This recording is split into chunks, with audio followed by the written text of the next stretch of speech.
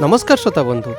मनीष तार निजर आशा पूरण करने स्वप्न नहीं चलवा आरंभ करे, किंतु से निजे भी जानीपे से सतरे ऊपर को न जाई तल को खसी पड़ुछि बोली। एमिति जड़े स्वप्नाकांक्षी पिला थिला सरोज। से ता बापा माँ एकमात्र पुत्र। तार स्वप्न थिला बहुत बड़, किंतु स्वप्न को पूरण करने ता पाखरे यथेष्ट अर्थ नथिला। बापा तार राजमिस्त्री काम करुथिला बेले माँ तार गोटे छोट दोकान करी घर को चलैबारे सहयोग करुथिले। बापा माँ रो एकमात्र स्वप्न आम पुओ सरोज आमठू भल जीवन बितेइब। सरोज मध्य छोट बेलू दृढ़ मनस्थ करिथिला से बड़ मनीष हब और बापा माँ को सबु सुख दबाकू चेष्टा करिवो। सरोज बहुत भल पाठ पढ़ुथला, तेणु टीचर माने बहुत खुशी सरोज उपरे। स्कूल रे जेतेबेले टीचर सरोजर बापा को कहती आपणको पुओ क्लास रे बहुत भल पढ़ुची, से दिने ना दिने निश्चय आगो को जीवो। सेतेबेले ता बापा बहुत खुशी हुअंती, किंतु तांको मन भितरे गोटिए डर सबु बेले उंकी मारू थाए, पिलाटा एते आगो को चली गले आमको भूली जीवनी तो। सरोजर बापा किंतु एकता तांको स्त्री आगरे प्रकाश करि नथिले। से चाहू नथिले कि तांको पुओ को केबे भी ए गरीब जीवन सहिबाकू पड़ू। तेणु से सबु कथा को पछरे पकई सरोज को सबु सुविधा जोगाई आसुतले, जेमिति ता पाठ पढ़ारे किछि भी असुविधा न हेउ।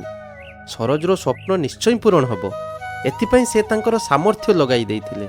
धीरे धीरे सरोजर मनरे सहरर आलोक और निजको गढ़िबार स्वप्न आहुरी दृढ़ हेबाकू लागिला। गाँर पाठपढ़ा और कॉलेज सारी सरोज बाहरी पड़िला सहर को हायर स्टडीज पाई। सेदिन रेलवे स्टेशन को छाड़िबा पाई बापा माँ आसी थांती। दुहींको हृदय रे अनेक दुख। पुओ आज दूर को चली जाउछि, किंतु से बड़ मनीष हेबाकू पदक्षेप नेउछि। एही कथा भाबी निजको संभाली नेले। माँ कहिले, बापा एही डब्बारे चकुली आ तरकारी अछि, रास्तारे निश्चय खाइदबु, भोकरे रहिबुनी, देहर जत्न निश्चय नबु। चकुली सरोजर भारी पसंद, तेणु अधिकांश समय रे सरोज पाई चकुली बनाउथिले ता माँ। बापा सरोज रे हाथ रे किछि टंका देई कहिले, हौ एई टंका किछि रख, दरकार हब निश्चय। मासको 2-3 थर करी पैसा पठेदेबी। तू चिंता करिबुनी कि व्यस्त भी हबुनी, तोर किछि असुविधा हबुनी। तू खाली मन दी पाठ पढ़िबु। या भितरे ट्रेनटी जेमिति बापा माँ को मन कथा बुझी न पारी धीरे धीरे गड़िबा आरंभ करिला। बापा और माँ दुई जनक आखिरु विच्छेदर लुह बहिबाकू लागिला। सेमाने निजर अजाणतरे ट्रेनर झरका को धरी धीरे धीरे चलिबा आरंभ करिले। एबे ट्रेनर गति टिके बेसी हेबाकू लागिला। बापा और माँ एबे किंतु ट्रेन सहित ताल देई चलिबाकू कष्ट अनुभव करुछंती। एबे माँ कहिले, बापा रे पहुँचला परे संगे संगे फोन करिबु, दिन को 2-3 थर निश्चय करिबु। लुहभरा आखिरे सरोज को अनेई दुहे दुही को संभाली नेले। सरोज मध्य झरका पटू सेमानंकु लुहभरा आखिरे विदाई देला। किछि समय ताकू ट्रेन रे ओडुआ लागिला। बापा माँ और गाँ कथा बहुत मने पड़ुथला। ट्रेन जेतिकी जेतिकी आगो को माड़ी चलीला, सहरर चमक ताकू सेतिकी आकर्षण करिबाकू लागिला। नुआ जगारे सरोज को प्रथम टिके असुविधा लागुथाए, किंतु धीरे धीरे सबू ठीक हो गला। नितिदिन माँ को फोन भी करुथाए। एमिति किछि दिन चलीगला। पाठपढ़ा चापरे दिने दिने सरोज फोन भी करि पारु न थाए। फोन कले माँकर गोटिए कथा, पुओ रे ए मास गाँ को केबे आसीबो? आज चकुली बनैथिली, आ तो कथा बहुत मन पड़ुथिला। माँ आगो को एग्जाम आसुछि, पढ़ापढ़ी करिवार अछि। एग्जाम सरिले मु घर को फेरिबी। एमिति 2 वर्ष बीतीगला। हायर स्टडीज कंप्लीट हो गला सरोजर। इंटरव्यू परे गोटिए बड़ टेक्सटाइल कंपनी रे जॉब मिलीगला। सरोज बहुत खुशी। ताठू अधिक खुशी ता बापा और माँ। सरोज तार बापा माँ को कहिला, बापा आपन को परिश्रम करिया पड़िबनी। गोटे बड़ कंपनी रे मोर चाकरी हो जाइछि। एबे घरर दायित्व सबु मोर। जा हो, एते दिन परे भगवान आम उपर कृपा करछंती, किंतु तू तो निज दायित्व नबु और खूब मन दी काम करिबु। देखिबु सफलता तते छाड़ी कुआड़े जीवनी। सरोज खूब मन दे काम करिला। ड्यूटी समय कॉल करिबा टिके कष्ट हेउथला सरोज पाई। धीरे धीरे केवल राति रे सोइबा टाइम रे फोन आसुथाए। तापरे 2-3 ଦିନକୁ ଥରେ, କେବେ କେବେ ସପ୍ତାହକୁ ଥରେ। ଧୀରେ ଧୀରେ ଫୋନରେ କଥା ବି କମିଗଲା ଓ ଗାଁ ଆସିବାର ଉତ୍ସାହ ମଧ୍ୟ କମିଗଲା ସରୋଜର। ଫୋନ୍ କଲେ ମା ଅଧିକାଂଶ ସମୟରେ ପଚାରନ୍ତି, ଆଜିକାଲି ତୁ ଆଉ ଫୋନ୍ କରୁନୁ, କ'ଣ ସବୁ ଠିକ୍ ଠାକ୍ ଅଛି ତ? ତୋ ଦେହ ଭଲ ଅଛି ନା ନାହିଁ? କିଛି ଅସୁବିଧା ନାହିଁ ତ ବାପା? ନା ମା, ସବୁ ଠିକ୍ ଅଛି। ଆଜି ଅଫିସରେ ବହୁତ କାମ ଥିଲା, ବହୁତ ଥକା ଲାଗୁଛି। ମା, ମୁଁ କାଲି କଥା ହେବି। ସେଇ କାଲି ଯେ କେବେ ଆସିବ ଏକଥା ଭାବି ମା ମଧ୍ୟ ଟିକେ ଦୁଃଖ କରୁଥିଲେ। ହଉ ଠିକ୍ ଅଛି ବାପା, ଏବେ ଶୋଇପଡ଼। ସମୟ ପାଇଲେ ଫୋନ୍ କରିବୁ। ବହୁତ କଥା ଅଛି ତୋ ସହିତ।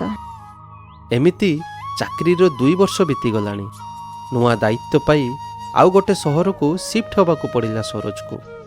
ପୁଣି ଏକ ନୂଆ ସହରର ଅନୁଭୂତିକୁ ସାଙ୍ଗରେ ନେଇ ସରୋଜ ଆଗକୁ ଚାଲିଲା।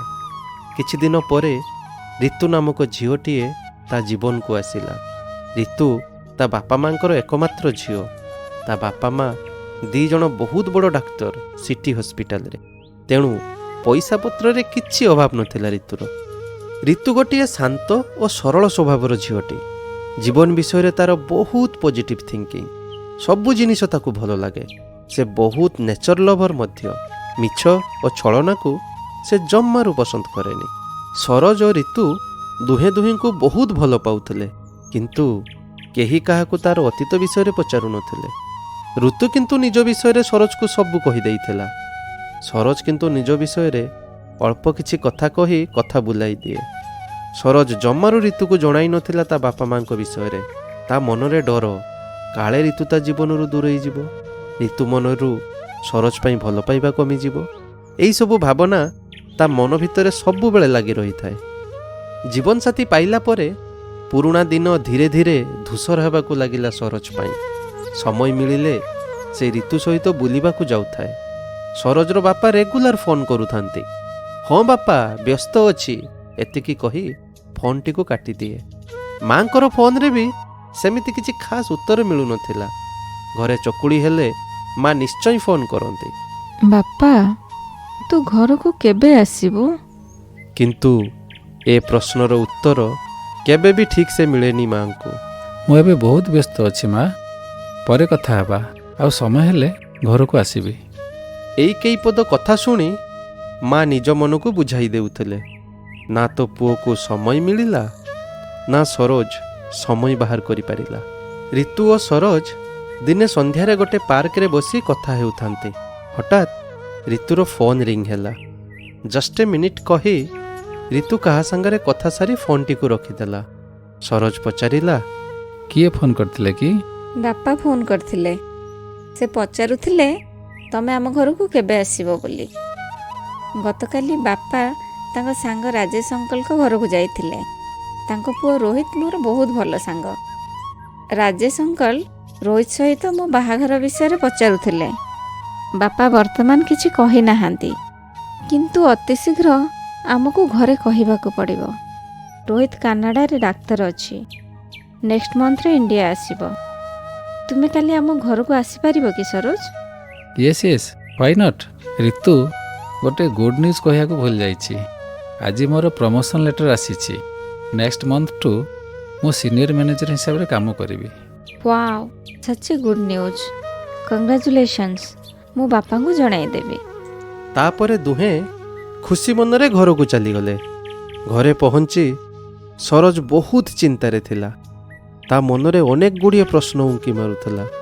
ସେ ମନେ ମନେ ଭାବିଲା, ରିତୁର ବାପା କ'ଣ ପଚାରିବେ, ମୁଁ କ'ଣ ଉତ୍ତର ଦେବି? ଯଦି ସେ ବାପା ମାଙ୍କ କଥା ପଚାରନ୍ତି ତାହେଲେ ମୁଁ କ'ଣ କହିବି?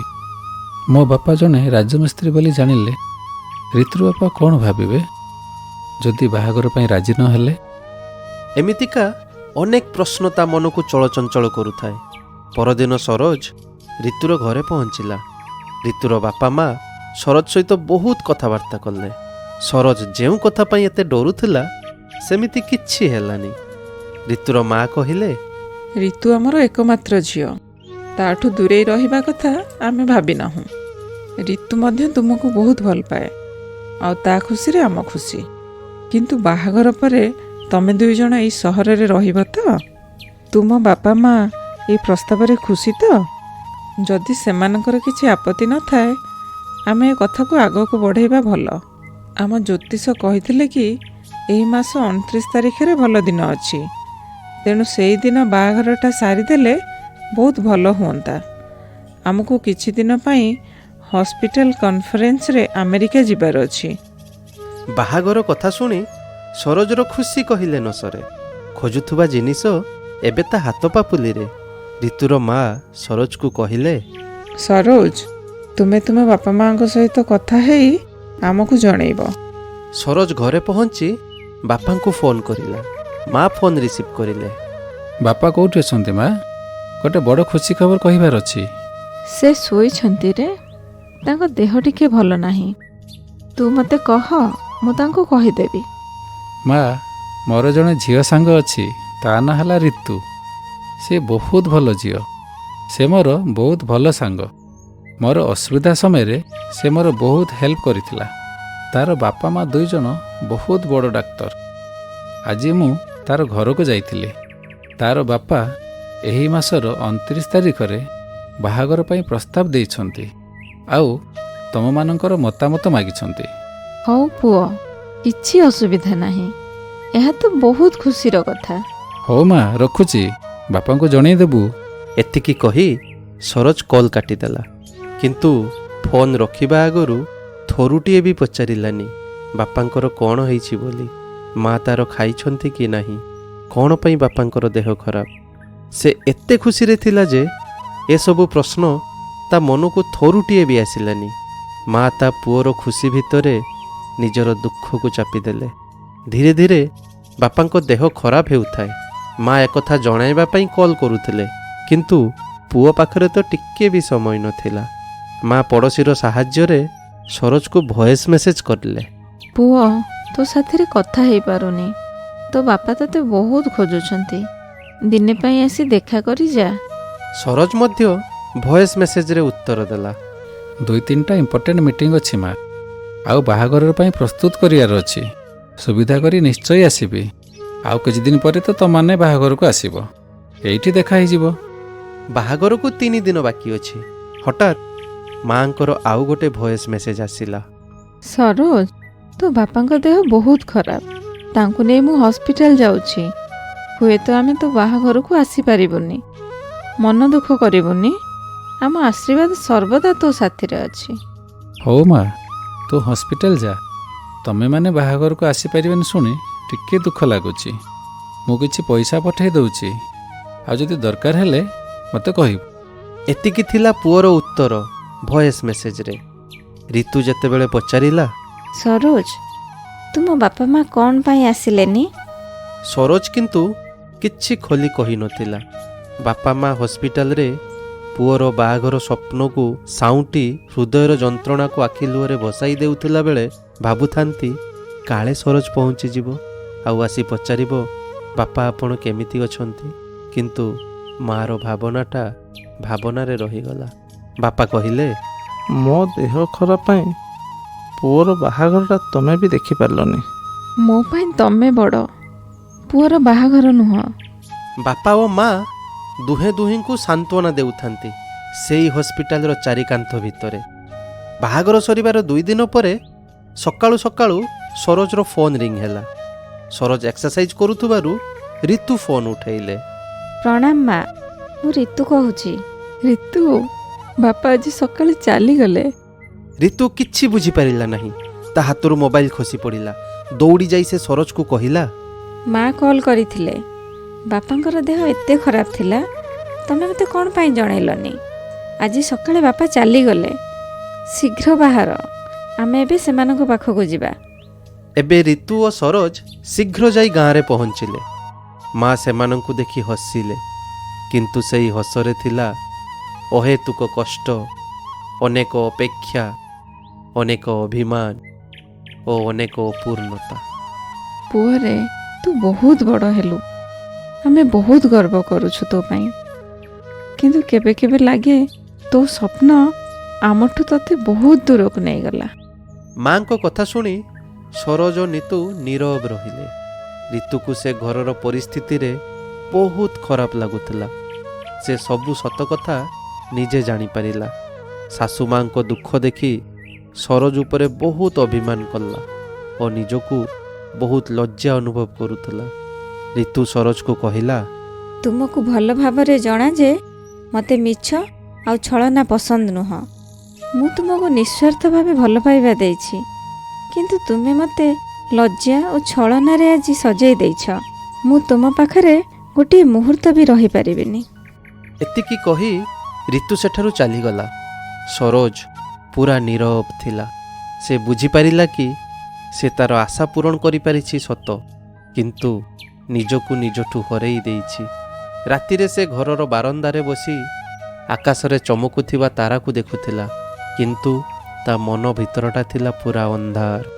ସେ ଶୁଦ୍ଧିକ୍ରିୟା ସାରି ସହରକୁ ଫେରିଲା, କିନ୍ତୁ ରିତୁ ତା ବାପା ମାଙ୍କ ପାଖକୁ ଚାଲି ଯାଇଥିଲା।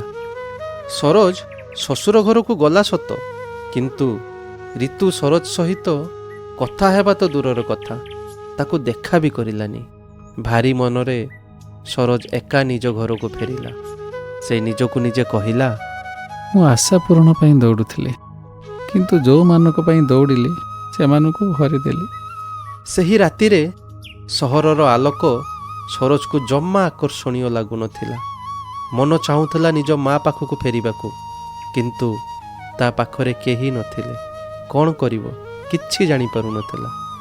ଆଜି ତା ପାଖରେ ସବୁ ଥାଇ ବି ସେ ନିଃସ୍ୱ। ଶ୍ରୋତାବନ୍ଧୁ, ଜୀବନରେ ସଫଳ ହେବା ବହୁତ ଭଲ, କିନ୍ତୁ ନିଜ ଲୋକମାନଙ୍କୁ ସାଙ୍ଗରେ ନେଇ ସଫଳ ହେବା ହିଁ ପ୍ରକୃତ ସଫଳତା। ଧନ୍ୟବାଦ ଶ୍ରୋତାବନ୍ଧୁ, ଆପଣମାନେ ଶୁଣୁଥିଲେ କାହାଣୀ ହୃଦୟର ତରଫରୁ ଗଳ୍ପ ସଫଳତାର ସ୍ୱାଦ। ଗଳ୍ପ ରଚନା ଓ ସଂରଚନା ଶର୍ମିଲା, ଅଭିନୟରେ ଦେବ, ସୋନାଲି ଓ ପ୍ରଶାନ୍ତ। ମୁଁ ଆପଣଙ୍କ କଥାକାର ସଞ୍ଜୀବ। ଆମର କାହାଣୀ ଆପଣଙ୍କୁ କେମିତି ଲାଗିଲା ଆମକୁ କମେଣ୍ଟ କରି ନିଶ୍ଚିତ ଜଣାଇବେ। ଲାଇକ୍, ସେୟାର ଓ ସବସ୍କ୍ରାଇବ୍ କରିବାକୁ ଜମାରୁ ଭୁଲିବେନି। ହଁ ଶ୍ରୋତାବନ୍ଧୁ, ଆମର କାହାଣୀ ନିତିଦିନ ଶୁଣୁଥିବେ। କେଜାଣେ କେଉଁଦିନ ଆମ କାହାଣୀ ଆପଣଙ୍କ ଜୀବନ ସହିତ ମିଶି ଯାଇପାରେ। ତାହେଲେ ଆଜି ପାଇଁ ବିଦାୟ ଦିଅନ୍ତୁ। ପୁଣି ଦେଖାହେବ ଆଉ ଗୋଟେ ଅଧ୍ୟାୟରେ। ନମସ୍କାର।